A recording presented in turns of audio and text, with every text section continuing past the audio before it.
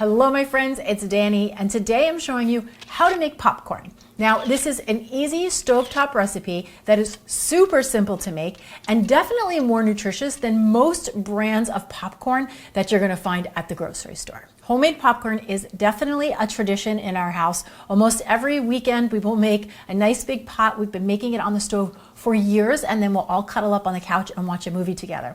Now all you need to make stovetop popcorn is a nice big pot. I'm using a 6-quart pot. Some popcorn kernels. I always recommend to look for organic, non-GMO when possible. A little bit of avocado oil and some sea salt. So I'm going to start by turning the heat to a medium-low heat. You want to make sure that it's not too high because you don't want to burn the popcorn, but you also don't want it super duper low. So you have to find that sweet spot right in the middle, and it will vary a little bit depending on your stove. Then I'm going to add 1 tablespoon of avocado oil right into the pot. And as that heats, you'll know because it's going to thin out and it moves very easily around the pot. And then what I like to do is add a half a teaspoon of sea salt right into the oil. This is going to season the popcorn kernels from the inside out. So it adds lots of flavor. It's like the perfect little salty bites. Then what I do is I take just 2 or 3 kernels, pop them in the bottom of the pot, put your lid on, and you're going to give this a minute or so until those kernels pop. That's how you know your oil is ready.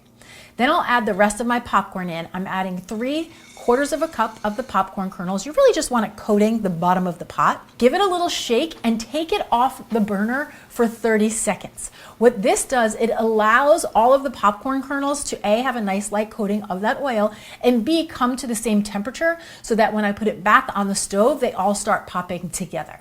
After the 30 seconds, I pop it right back on that burner, and I really don't touch it. I just let it start to pop. And you're going to see it doesn't take very long. After not even a minute, your kernels will start to pop. It'll start slowly, and then it's going to pick up, and it's going to be a nice steady pace.